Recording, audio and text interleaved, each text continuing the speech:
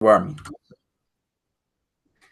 So the idea here is to take in mind that human activities, almost like in the last 200 years, raise the level of greenhouse gases, gases like the CO2. For example, in the chart in the chart that you are seeing, you can see how the global CO2 emissions have changed in the last almost like the last 200 years.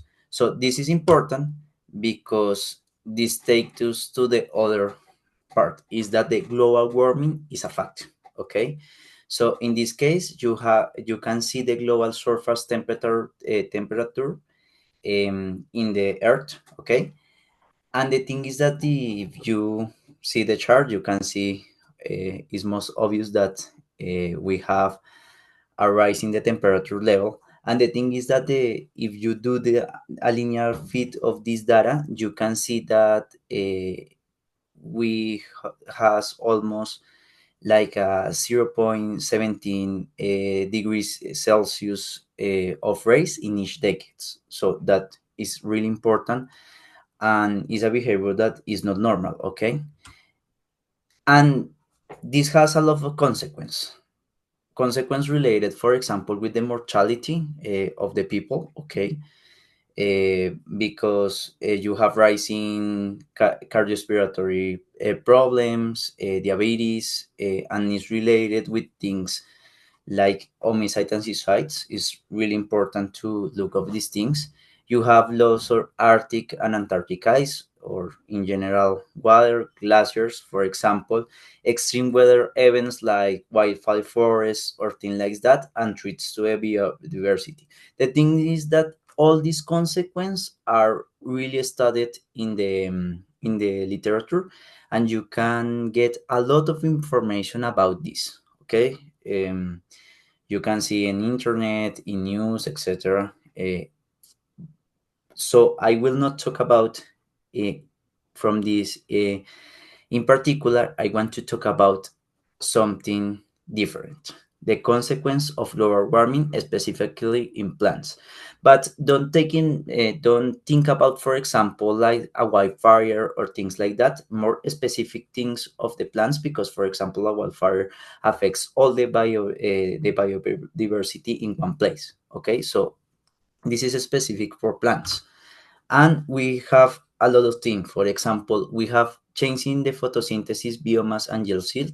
So the temperature rise had changed the rate of photosynthesis, changed the biomass that is really important for the plants, and the yield silt, the seed yield. Sorry.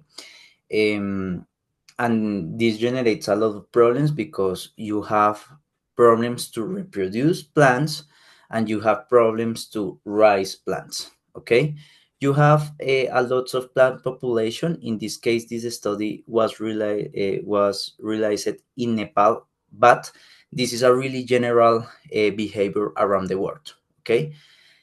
um, Other thing that is really strange about the rise of the temperature is the decrease of response in the leaf unfolding. So what is leaf unfolding? When the plant is growing, when you have the leaf doesn't grow like this. Okay, is folded, and in the when is growing, do something like this. This thing is the unfolding of the leaf. And the thing is that the change in the temperature generates that the response of the leaf unfolding fails, okay, and get worse. And the most strange thing in all this consequence is the warming response, that the leaf morphology is changed by the warming response. For example, in this case, if you have two specimens of the same species of plants, you expect that the leaf of this tree is the same as the leaf of this tree. But the thing is that is not like that, because the change in the temperature changed the morphology of the leaves. And this is really, really important, and is something that you have to take in mind when you talk about consequence in plants, and related with the global warming. But the most interesting thing for me and the most important is this study for blunder. Okay, why? Because in this study, he showed that the vein density is negatively correlated with the elevation of the regions, and the thing is that the elevation of the regions are related with the temperature. So in this case, vein density is negatively correlated with temperature. And the thing is that he do something that I think that is a genius move, but is really different. He used all this information to try to predict the CO2 levels and the temperature levels using the vein density.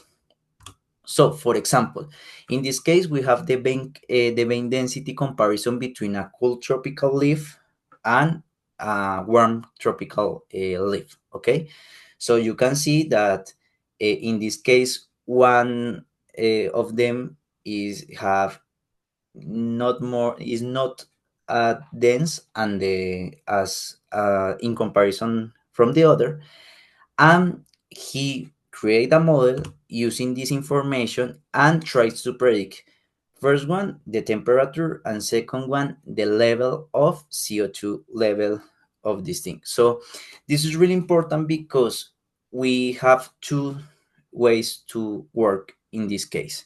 The first one is use the vein density to try to predict things like temperature and CO2 levels, and then see how the temperature of the CO2 levels or other things change the leaf density or other things in the leaf. Okay.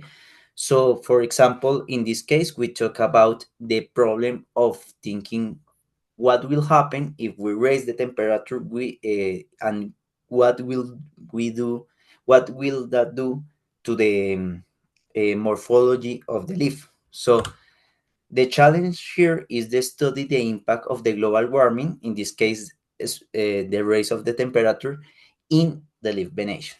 So to do that, we use two things. The first one is a ODE model, and the second one is combine them this with biological transport networks. So the main idea here is to think the leaf venation as a network. So in this case, we generate a network, and the thing is that the nodes here are points that needs, for example, water, energy, nutrients, and other things, and the edge are just tubes that take the water, the nutrients, or the things that need the leaf to that points. Okay. In this case, um, we will simplify this model only thinking in water. Okay. In reality, the leaves and the veins of the leaves take a lot of things there, um, but we will not talk about only we will not talk about that only the water in that networks. Okay. So the idea is to combine this with other thing is adaptation model that is based into main ideas, three main ideas. Okay. Thinking in the total energy that you consume in a network like that. The second one is thinking in a material cost, because you expect that you lose some energy in the process. For example, from the rise of the temperature, from the environment, things like that.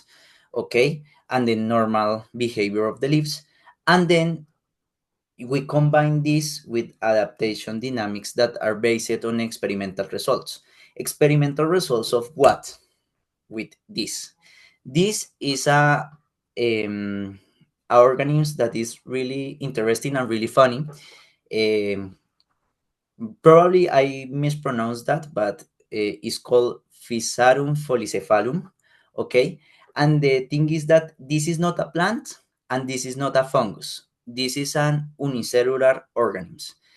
And the thing is that the if you have these organisms in one point, he tried to spread to all directions and then he gets to a point, for example, that have nutrients. So the thing is that when he has a path, when he have nutrients, he takes this path and kills other paths. Okay, so it's really funny to see videos of this thing working in real life, but it's important to take in mind that he optimized in the real life. Okay, so is organisms that do optimization, but in an organic way, not in a mathematical way, but is equivalent.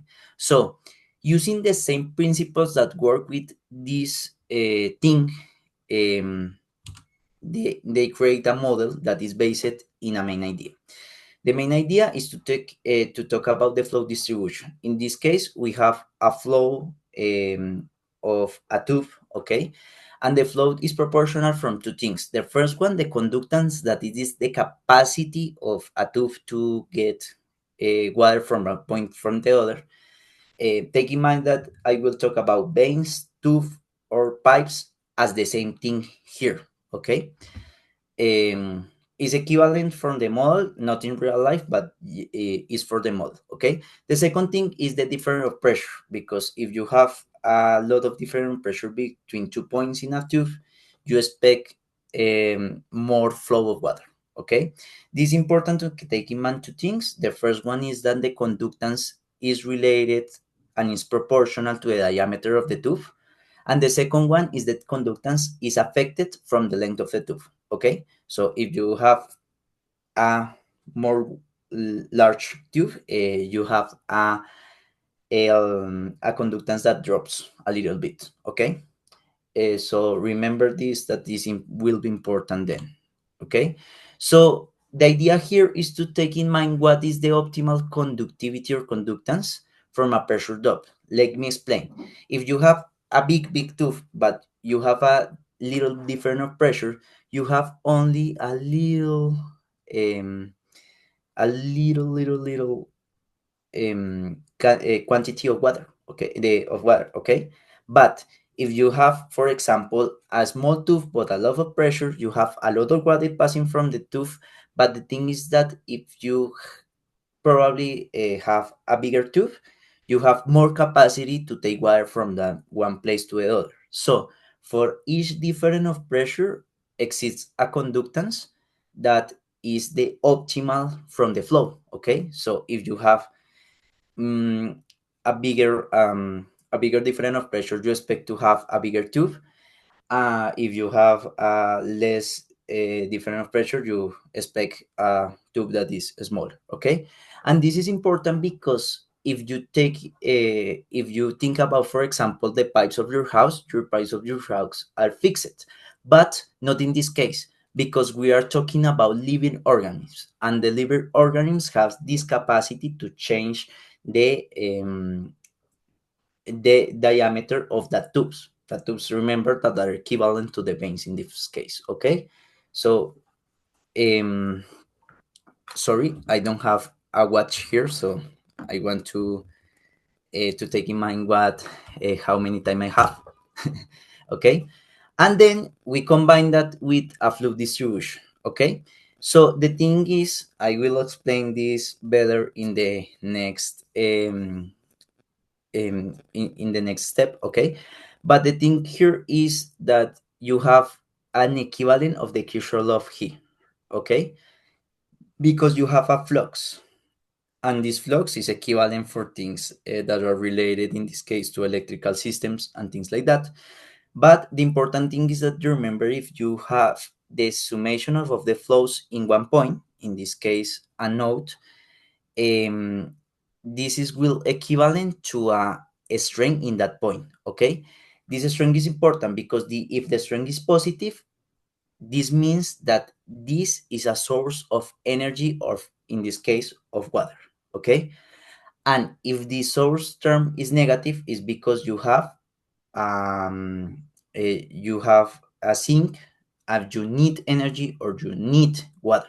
Okay, so to explain better this, we have this graph here. Okay, And you can see that the thing is that the summation of the flows that go to a place are the same that the flows that go out from that place. Okay, so in this moment it's really important to take in mind that the pressure drops have directions.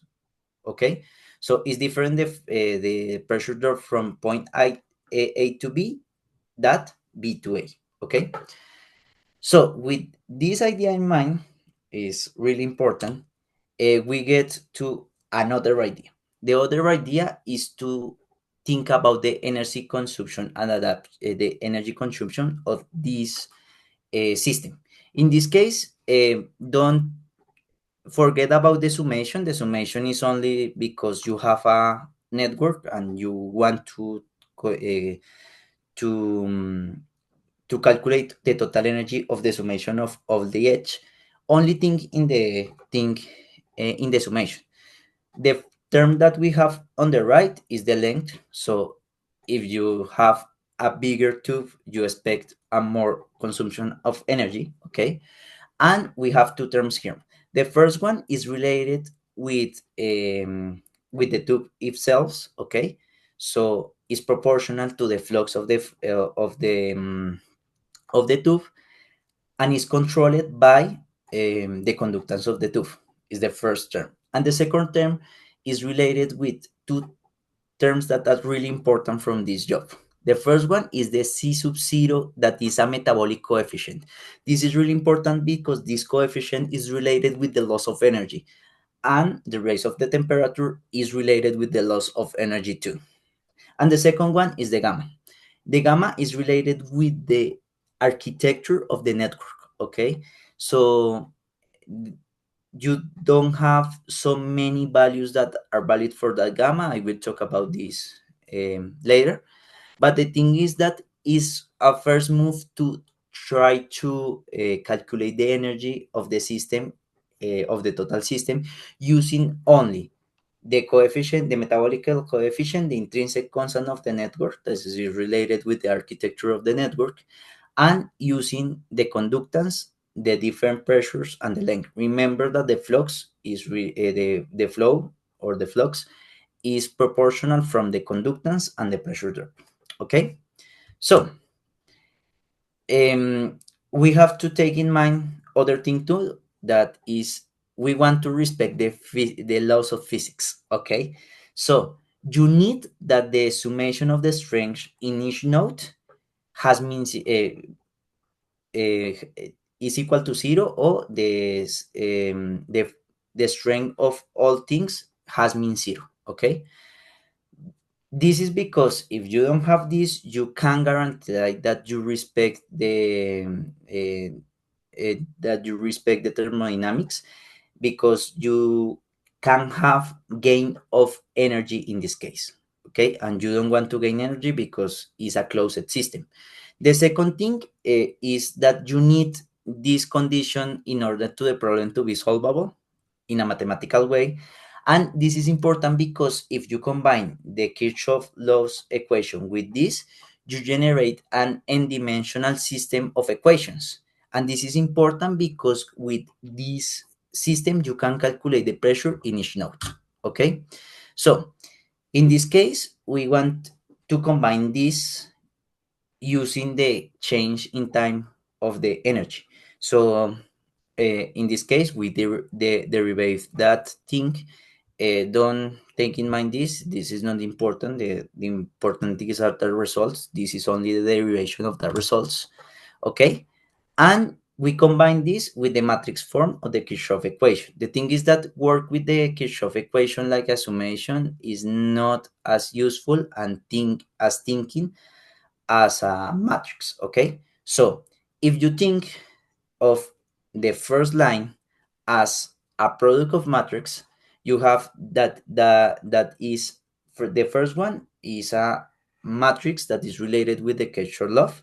The second one is that matrix is evaluated in a vector of the conductance. Remember that the conductance are for it, for the edge. Okay, so you have here the vector of the conductance in each edge, And then you have the pressure, the matrix of the pressures. Remember that the pressures in this case are directed. It's not the same pressure drop from at A to B that B to A. Okay, remember that. And with this is equivalent to the strength function. To a strength function, remember that this strength function has mean zero, and we differentiate this and we get this result. The important thing here is that we assume that the strengths are constant. So if we derivate, we get zero and we get these results. This result is used only to get this derivation. Okay, this derivation is important because we want to know how is the sign of the derivative of the energy respect to time. Why? Because it's a closed system. So we expect that we lose energy or we stay the same. So this is equivalent to say that the derivative of the energy in time is less or equal to zero. Okay? Take this in mind. Okay? Because we combine this, we will use this with a model that is an adaptation model proposed by who. And the thing is that this model say that the conductance in time, the change in time of the conductance is proportional to these terms here. The first term is a driving stimulus follow that take in mind that if you have water in a system, if you have a lot of pressure and a lot of flux and you can change the diameter of the tube, you expect that your tube grows.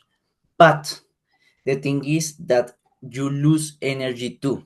So you have a decreasing stimulus that is related with the first one, the metabolic coefficient, because if you have a bigger metabolic coefficient, you lose more energy.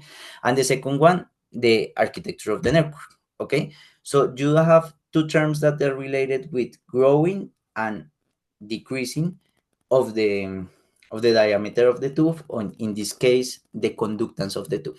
Okay, so this model, we don't generate that model does exist, but the thing is that we derivate the model and demonstrate that in this case, if you use that model, okay, you can guarantee you have the guarantee that the derivative of the time respect to the derivative of the energy respect to time is less or equal to zero. So this is equivalent to say that you are in a closed system. Okay, so I will talk more faster in this part. The idea to solve here is first create a mesh. The second one is generate an initial distribution, an aleatory initial distribution of the conductance, and then determine what are sinks or what are source of that network. Okay, and you have to do this taking in mind that you need that the strength function has zero mean. Okay, and then you establish a temporal division. This is only for the implementation. In this case, we use implicit Euler method to solve this in each edge.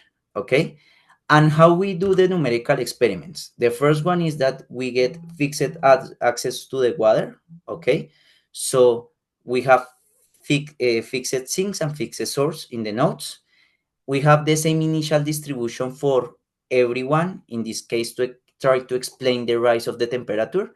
And we use the metabolic coefficient in this case to try to simulate the increase in the temperature. Because remember, if you have a bigger metabolic coefficient, no, sorry.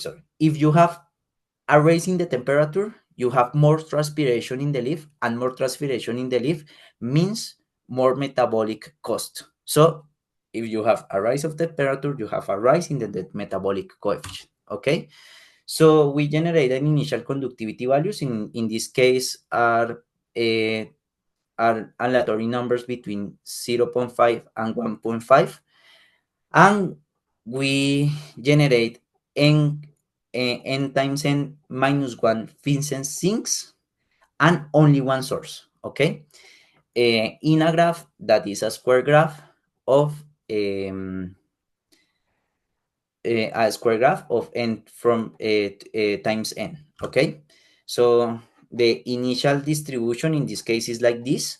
Okay, the source is the only blue point, and then we use the model that we prove that respects the laws of physics and respect the change of energy. We get an arbitrary constant, and we use a c sub 0 equal to 1 that was used before in the literature, and then gamma equal to 1.5 or 0.5 that was used before and is related with veins. Okay, and the experiments in this case is to increase the metabolic coefficient in one order and decrease in one other.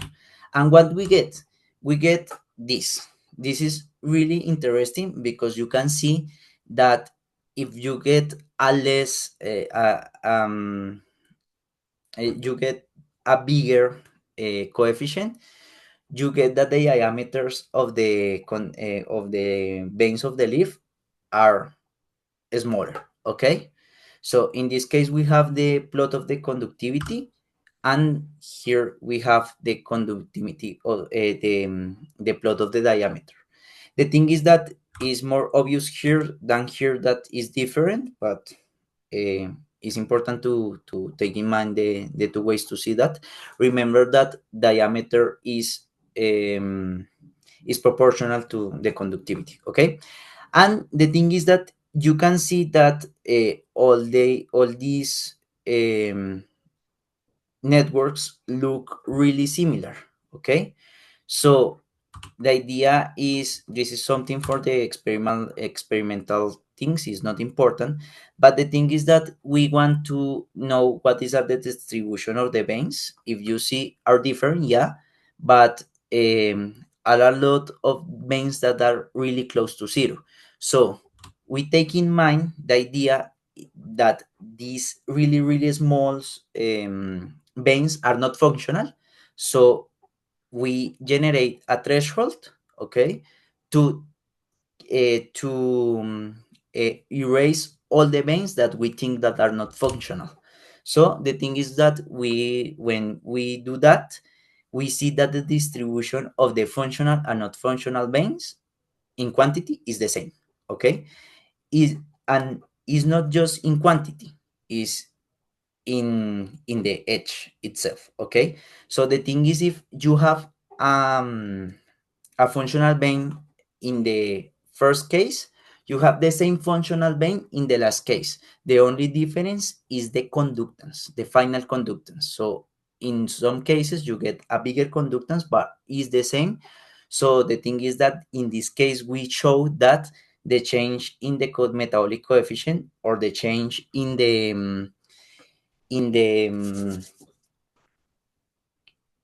change in the temperature is not related with the architecture, but is related with the diameter of the veins.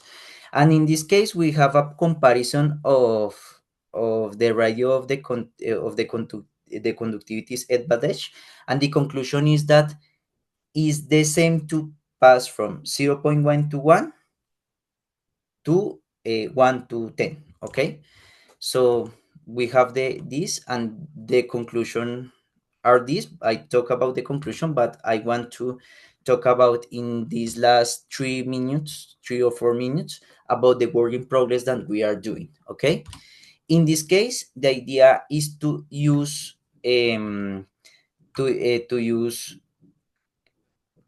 computation visual analysis. Okay, and computer vision and algorithms to take two things. The first one is the leaf detection. In this case, we are using meta segment anything that is really useful from this type of things, and is useful because has zero shoot capabilities. So we don't need to train that. We only use the model, and we had a good results in the leaf edge detection. And the second one is the leaf vein segmentation, is to take a photo of the leaf and taking all the edge. all the veins. Sorry.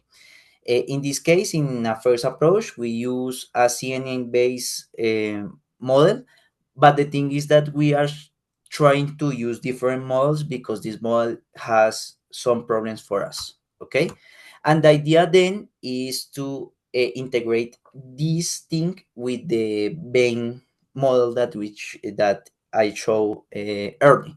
So the idea is to using a skelenotization. Sorry, I have a lot of problems with that word and can pronounce that word in Spanish too.